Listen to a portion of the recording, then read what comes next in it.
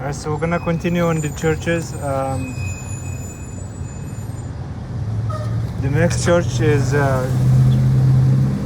Church of Yesus in Axum.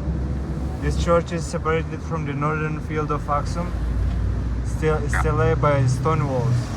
Built in the 19th century, it is known for the abundance of brightly painted murals.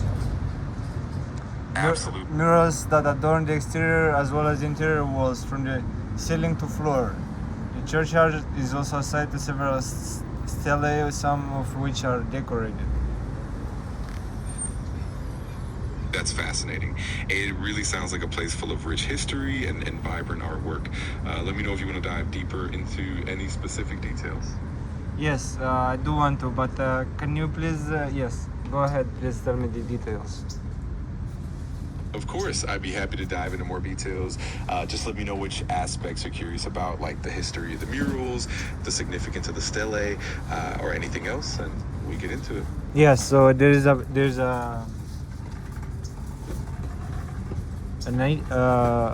fresco that shows hello. No worries at all. A Take your fresco time. that shows the second coming of Jesus, of Christ for the last judgment, and I don't know if you know the painting, but Jesus on his robe has like a symbol that it's a line. It's basically is an equal sign crossed by a line, or no, three lines sometimes crossed by a line, or it's just a decoration. Is there a meaning to it or no? Absolutely, that symbol you're describing is often known as the Chi-Rho, or sometimes a variant of it. It's a Christian symbol that combines the first two letters of Christ in Greek.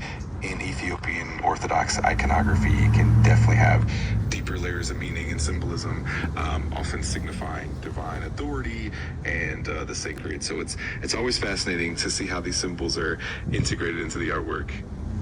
Okay, so who, if you know the painting, who are on top? To the left I see Mother Mary, and then to the right I'm not sure. Can you please tell me who are in the painting? Yeah, absolutely. Typically in such paintings, you often find the Virgin Mary on one side, and on the other side you might see figures like John the Baptist or angels or sometimes saints and apostles. It can vary a bit depending on the specific church and the artistic tradition. If you have a particular painting in mind, I can definitely help identify those figures more precisely. Yes, I have a cross here that is it has a spear and another object that I do not understand that is holding like a rock on top, and to the right it has 5 knives looking like, and at the bottom there's a lot of people laying down. That definitely sounds like a rich and symbolic piece. Often the spear and other objects can represent elements of the Passion of Christ or certain saints' attributes.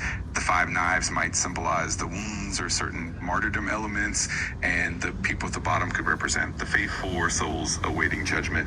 There's often a lot of layered meaning in these artworks, so it's always interesting to explore. Yes, to the right it shows slaves bound to the neck by chains, and I don't understand. One has like a turban, one has like a Muslim kind of hat, another one it's a woman, and they are just basically chained. And to the left of the cross I see people in robes, gold robes. Tell me first, what do you feel? What do you think is the meaning of the one about the slaves?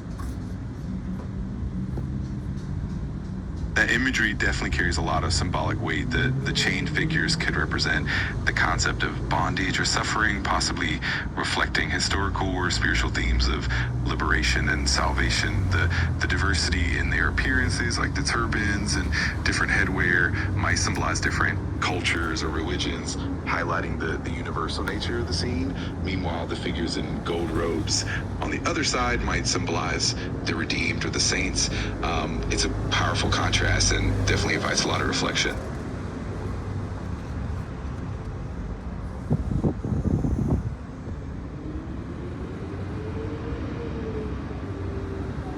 Another one, top left panel, Saint Mary and Child flanked by Abba Hariakos and Abba Ephraim. Abba Hariakos and Abba. What is Abba Hariakos? Abba is a title used in Ethiopian Orthodox Christianity that means father or elder. So Abba Hariakos would be referring to a respected spiritual father or clergy Hold on member. Hold on one second. We have a bus here. No worries, take your time.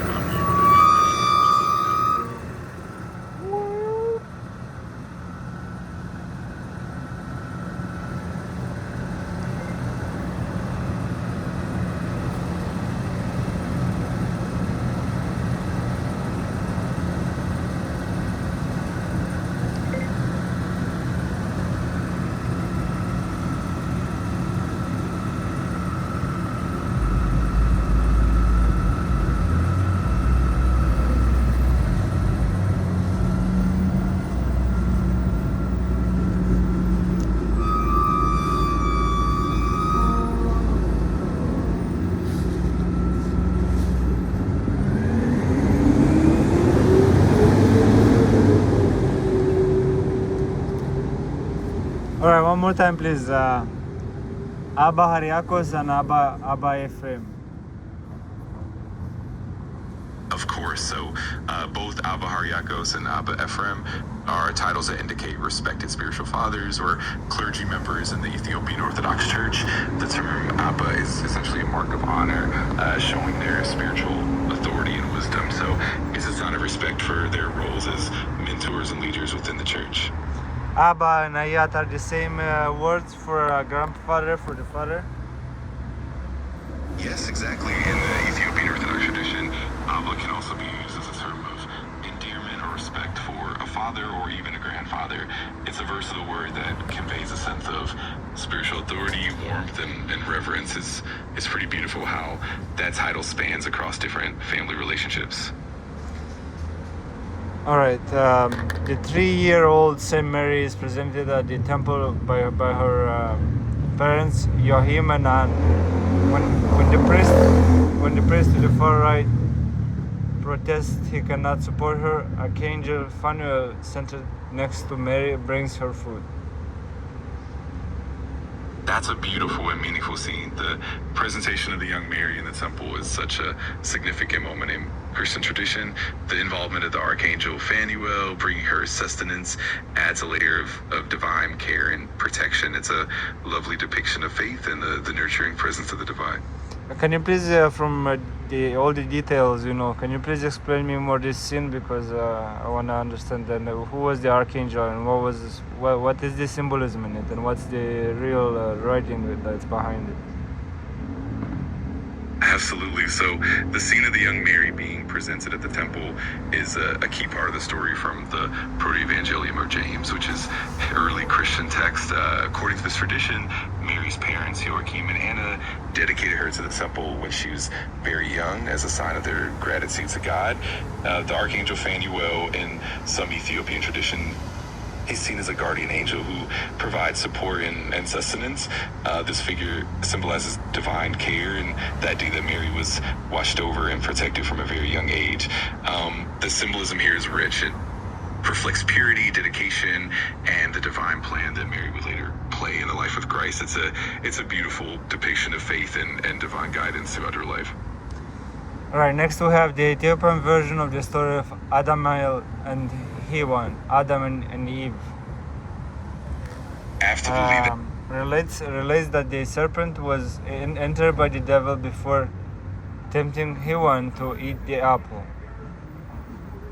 Yes, exactly. In the Ethiopian tradition, the story often emphasizes that the serpent was essentially a vessel for the devil's influence, and it brings in a deeper layer of spiritual meaning to the temptation of Eve. It highlights the idea of evil entering the world through deception, and the serpent's role as an instrument of that temptation. It's a really fascinating and rich part of the narrative. So the serpent has nothing to do with anything. He was just a victim of the devil entering him to convince Hewan to eat the apple. So just like we basically hating on snakes for nothing, like the snake was just an innocent bystander. Yeah, that's a really interesting perspective. In some traditions, the serpent is indeed seen more as a unwitting vessel for the devil and not inherently evil itself. This interpretation can highlight themes of innocence and the broader battle between good and evil. It does add a layer of complexity and compassion to the story, showing how even the creatures involved can be seen in a different light. It's definitely a unique way of looking at it. Absolutely, it's definitely. Wait, hold on. So this is okay. So I see somebody is pushing them out of the heavens. Who is that? Like an archangel? Got it. In many traditions, the figure who expels or pushes out the fallen or the tempted ones from heaven is often Archangel Michael. He's known as the leader of the heavenly hosts and is frequently depicted as the one who confronts evil and ensures divine justice. So if you see that imagery, is likely, Michael playing that protective and authoritative role. It definitely adds another layer of depth to the scene. So Michael is the one that lets you in the heavens, and he's the one to kick you out, or is somebody else?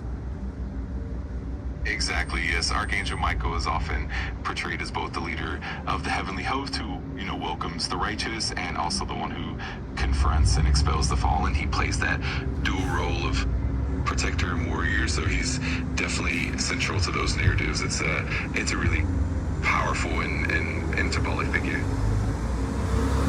The depiction of Jesus in the desert left and the wedding at Cana, showing the transformation of water into wine.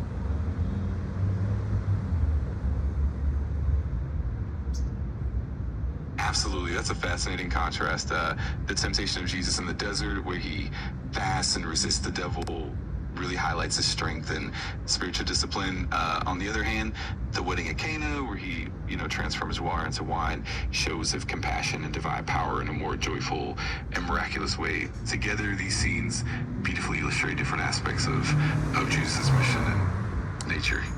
Like wine and all of these alcohols, they create so many problems. My biggest problems were from alcohol. What do you think is the reason? I mean, I know you don't know, but like what's the symbolism creating more wine?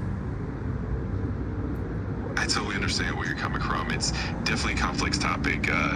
In the context of the wedding at Cana, the miracle of turning water into wine is often seen as a sign of abundance, joy, and the beginning of Jesus' public ministry is a symbol of celebration and blessing. At the same time, it's important to remember that the symbolic use of wine in the Bible doesn't necessarily mean the promotion of excess.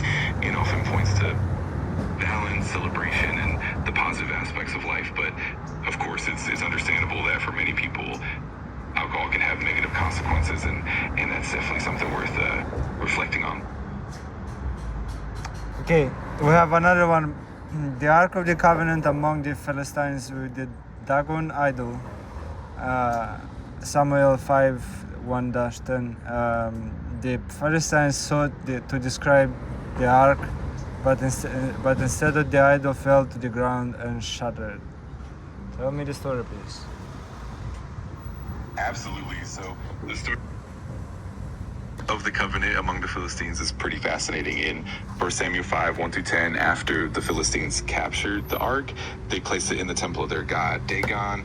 The next morning, they found Dagon fallen face down before the ark, and when they set him back up, the following morning, Dagon had fallen again, and this time his head and hands are broken off, and this was seen as a clear sign of the ark's divine power and the superiority of the God of Israel. It led to a series of plagues and misfortunes for the Philistines, which made them ultimately return the ark to the Israelites.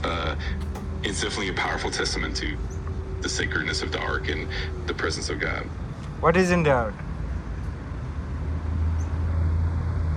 In the Ark of the Covenant, traditionally there were a few key items.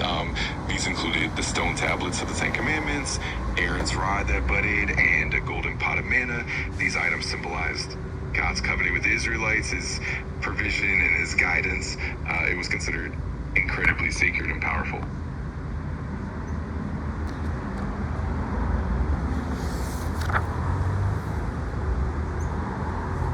Axum Abba Pantelewon Monastery. that's wonderful. The Axum of Zion Monastery is such a significant historic site. It's renowned for its deep spiritual heritage and the legends surrounding the Ark of the Covenant. It's definitely a place filled with rich history and deep cultural significance. Let me know if there's anything specific you'd like to... Yes, what's the legend of the Ark of the Covenant? Absolutely. The legend surrounding the Ark of the Covenant at the Axum of Zion Monastery is quite intriguing. According to Ethiopian tradition, the Ark was brought to Ethiopia by Menelik I, who was believed to be the son of King Solomon and the Queen of Sheba. The Ark wasn't safeguarded in Ethiopia, and it's said to remain there to this day. The monasteries believes it housed the Ark in a special chapel guarded by a single monk who's tasked with protecting it. It's a fascinating and deeply rooted legend that highlights the spiritual and historic. We saw a monk. Yes. Oh. Exactly. It's quite a fascinating tradition, and it definitely adds a lot of mystique and Why? Yeah. What's the reason why people cannot make a pilgrimage to see to be near it? That's a great question. The main reason is that the Ark is considered incredibly sacred and is believed to be protected by a dedicated guardian monk who is the only one allowed to... Hold on. Of course, no problem at all. Just let me know.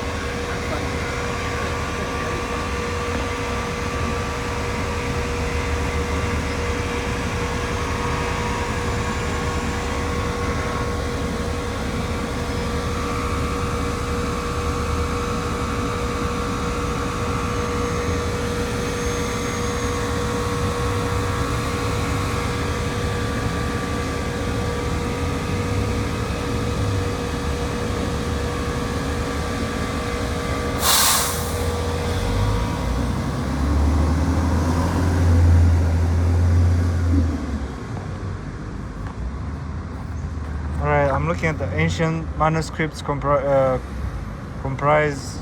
the Bible, the liturgical works, Absolutely. ecclesiastic writings, and the lives of saints.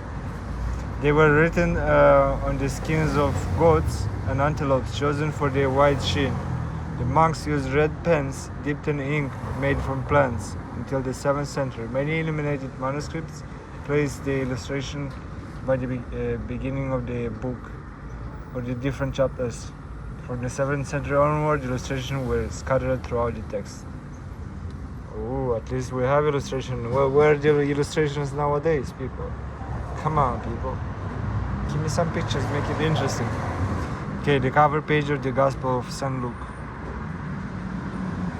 Absolutely. It's amazing how those ancient The manuscripts Gospel of St. John. The cover of an 8th century book of Mary is made of olive wood, bound with goatskin and imprinted with a cross. I see. Yes, exactly. Those ancient covers and bindings are such a beautiful testament to the artistry and devotion of that time. It's incredible how they incorporated, natural materials and intricate designs into their sacred texts. It definitely makes exploring those manuscripts. The left hand. Wait, I'm sorry I interrupted you. What you say about the manuscripts? Oh, no worries at all. I was just saying how amazing it is that those ancient manuscripts were crafted with such care, using natural materials like animal skins and plant-based inks, plus the illuminated illustrations and intricate designs really bring those texts to life. It definitely adds a layer of depth and beauty to the whole experience of exploring them. How amazing that from goat skin we got to paper that has these beautiful pictures on it. We have digital pictures. How awesome is that in your opinion? Absolutely, it really is incredible. It's like a journey through time from those meticulously handcrafted manuscripts to the vibrant digital images we have today. It's amazing how technology has allowed us to preserve and share that beauty so widely. It's definitely a wonderful blend of tradition and modernity. Okay.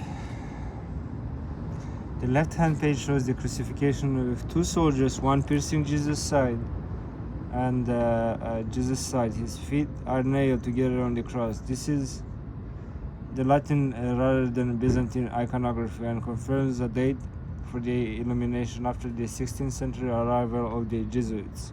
Adam's skull is just visible at the base of the cross. On the right hand page, Mary and Jesus are painted the Gandharian style.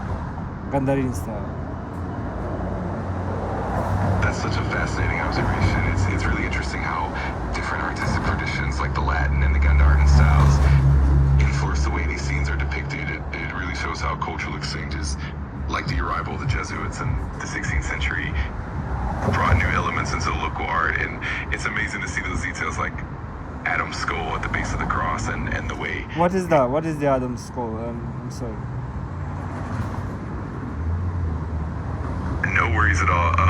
The skull of Adam is a symbolic element that often appears at the base of the cross in Christian iconography. It represents the belief that Jesus was crucified at the site where Adam, the first man, was buried. It's a way of symbolizing the connection between the fall of humanity through Adam and the redemption brought by Christ. So it's a powerful symbol of the link between the Old Testament and the New Testament. Interesting. What is on top? On top there is a sun and a moon, I feel like. Exactly, that's a common motif as well. Often you find the sun and the moon depicted above the cross, symbolizing the cosmic significance of Christ's sacrifice. The sun often represents the light of the world, and the moon can symbolize the reflection of that light. It all comes together to highlight the universal and eternal impact of the crucifixion. It's really beautiful and rich in symbolism. What about the soldiers? One that is piercing Jesus. Why is he doing that? And what do you know about it?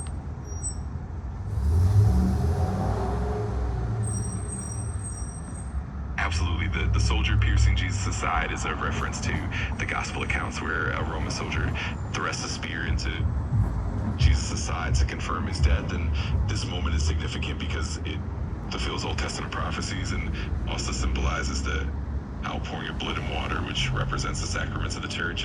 It's also a powerful symbol of compassion and the fulfillment of Jesus' mission. It's definitely a poignant detail in the crucifixion narrative.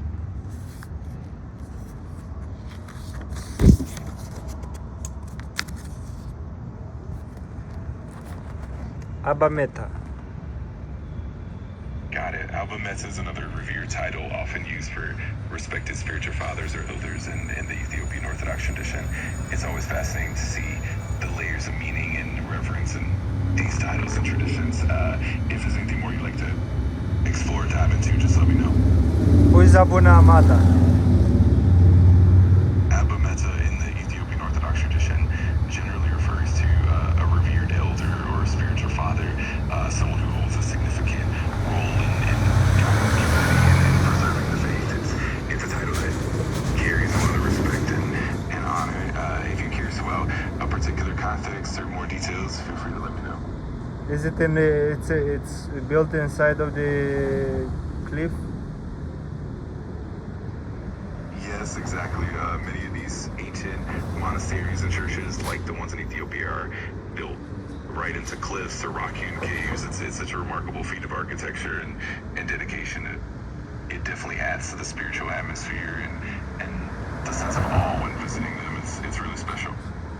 We have the Trinity here, a painting of the Trinity. They are holding, each of them are holding a kind of like a globe.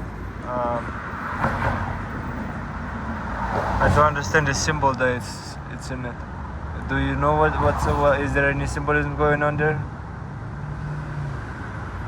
Absolutely. The globe that's often depicted in the hands of the Trinity typically symbolizes the world or the universe. It represents the divine authority and the creation that the Trinity holds and governs. In many iconographic traditions, it's the symbol of God's sovereignty and the creation's dependence on the divine. So it's a really rich and meaningful symbol that ties into the overall message of divine omnipresence in creation. I see the four beasts. I see the lion. I see. Let me see. Do I see one? Yeah, I see the boar. No, not the boar. Sorry. the ox. I see the ox on the other side, and I see the bird, and I see the angel. What is the meaning? Yes, exactly. Those four creatures are often associated with the four living beings described in the Bible, like in the book of Ezekiel and Revelation. The lion usually represents courage and royalty. The ox symbolizes strength and service. The eagle or the bird often signifies vision and divine insight, and the angel or the human figure represents intellect and humanity. Together they symbolize the fullness of creation and the attributes of the divine. It's a really rich and layered symbol.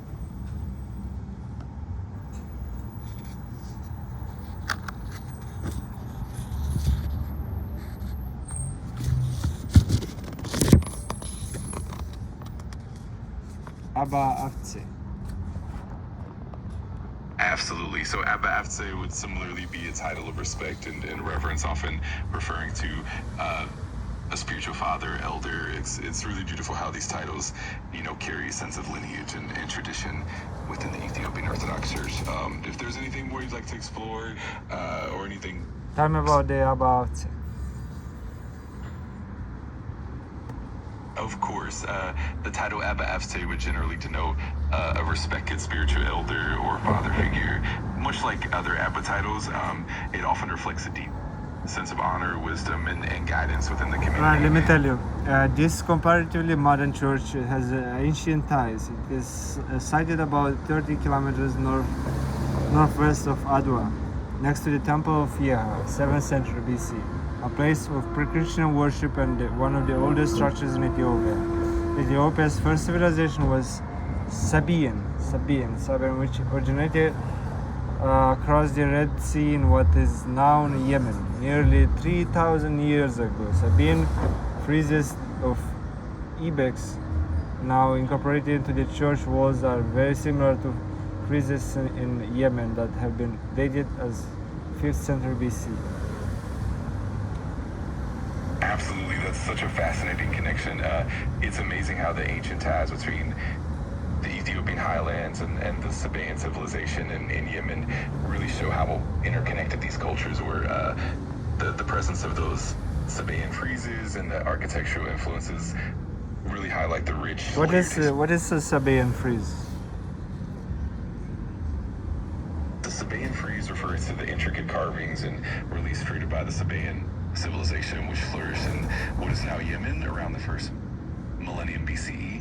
These friezes often depict a variety of motifs such as ibexes, other animals, and geometric patterns, and they reflect the artistic and cultural influences of the Sabaean people. And when these influences appear in Ethiopian architecture or church walls, it shows the deep historical connections and the cultural exchange that took place across the Red Sea. It's really fascinating to see how those ancient artistic traditions have blend together.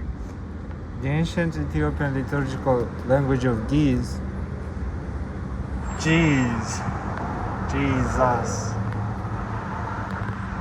Absolutely, Ge'ez is such a fascinating and ancient liturgical language. Hold on. I got distracted, extremely distracted. Forgive me, Jesus. Forgive me, God. Okay, hold on. The ancient Ethiopian liturgical. So you may have been dated as the ancient Ethiopian liturgical Ge'ez described from the Sabaean language. It was the first Semitic language to be written with vowels. Many early churches elsewhere in Ethiopia were built at the site of pre-Christian places of worship. Absolutely, you're right. Ge'ez indeed has deep roots in the ancient Semitic languages, and it evolved over centuries, incorporating unique characteristics. It's fascinating how many early Ethiopian churches were indeed built on top of older pre-Christian sites, blending the ancient traditions with the new Christian faith. It really showcases the rich layered history of Ethiopia and its cultural continuity.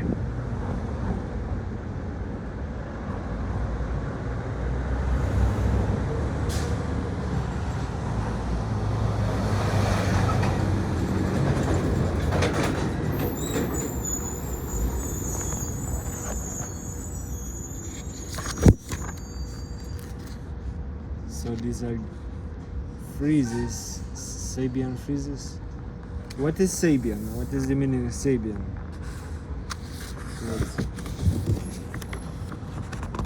Absolutely. So the term Sabaean is really tied to the ancient kingdom of Saba, which was located in what is now Yemen.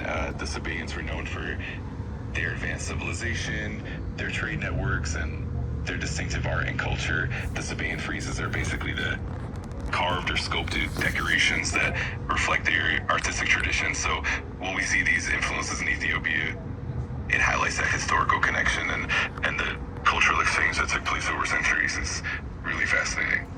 Okay, Tabre Damo Monastery, the one that people you have to climb through with a rope. Tabre Damo is one of the most important centers of Christianity in Ethiopia. In its heyday, up to 6,000 people camped in its vicinity. It is extraordinary in many regards, not least for its almost inaccessible location atop a sheer-sided amba that is 1 kilometer in length. What visitors men only pull themselves up by means of a rope of twisted leather.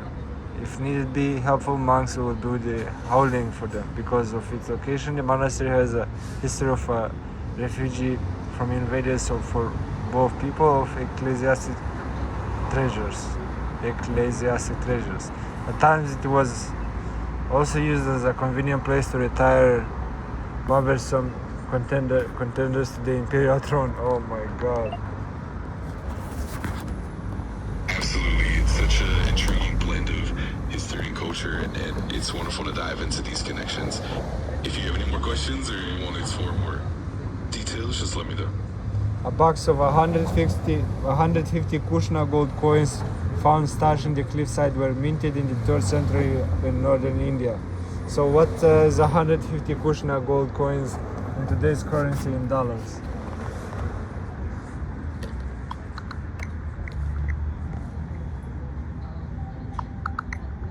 Kushana.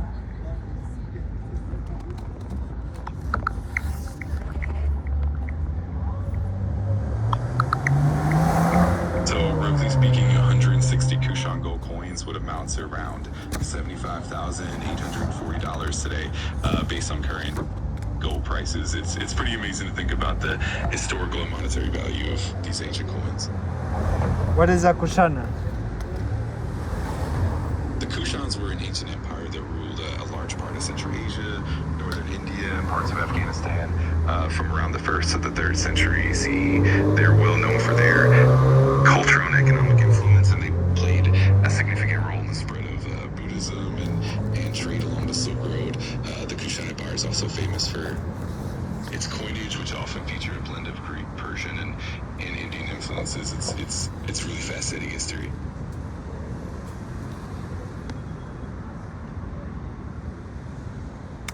This monastery is interesting because it's built with both wood and rock and stone. Absolutely, that blend of materials is so unique and really highlights the architectural ingenuity of the time. Combining wood, rock, and stone often gives a monastery a really distinct character, and it also reflects the local resources and traditions. It makes the structure even more fascinating and unique. Beautifully worked coffered ceiling from the 60 or 7th century has 30 wood panels of low relief carvings of animals such as elephant, rhino, antelope, lion, and camel. That's Byzantine art. The random arrangement suggests they were taken from elsewhere. The animal panels may have come from Axum Palace, while the geometry panels could be from screens that once marked an area of the Kedest. What's Kedest? That's really intriguing. The mix of animal and geometric motifs definitely shows how different artistic influences and materials were integrated into the architecture. It's fascinating to think that some of those animal friezes might have originated from the Axum Palace, while others could have come from, different ceremonial or cultural contexts like the Kedese. It really adds layers of historical depth and shows how interconnected different regions we were in that era. It's truly a beautiful blend of art and history. What's Kedest? Kedest. Absolutely. The Kedese in the Ethiopian context often refers to a sacred or ceremonial space, sometimes associated with the church or specific religious rituals. It's really fascinating how these different elements, like the animal and geometric motifs, could have been incorporated from various places, creating this rich tapestry of cultural and religious histories. It definitely adds depth and a sense of continuity across time. Let me ask you about the geometric motifs. If you have seen any of the ancient ones, or if you could access the internet to see the one I'm talking about in this monastery, is there any logic, any meaning behind them? Like one is depicted almost like a cross with same flowers coming in. Another one is like a interwoven circle. Another one is a circle that it's attached, and it keeps coming back. What do you know about it?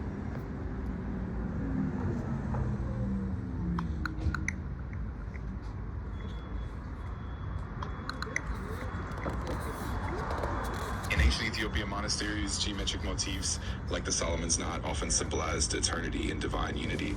These intricate patterns represented the interconnectedness of all creation and the infinite nature of God. It's really fascinating to see how these designs carry such deep symbolism and reflect the spiritual beliefs of the time. Alright, there is a small modern church that was built in front of the grotto where Aragawi is said to have vanished. Saints were often attributed with disappearances rather than death. The skeletal remains of monks protruding from shrouds can be seen in alcoves in the grotto walls. What? Absolutely, that's such a fascinating and mystical aspect. We're gonna have to come back.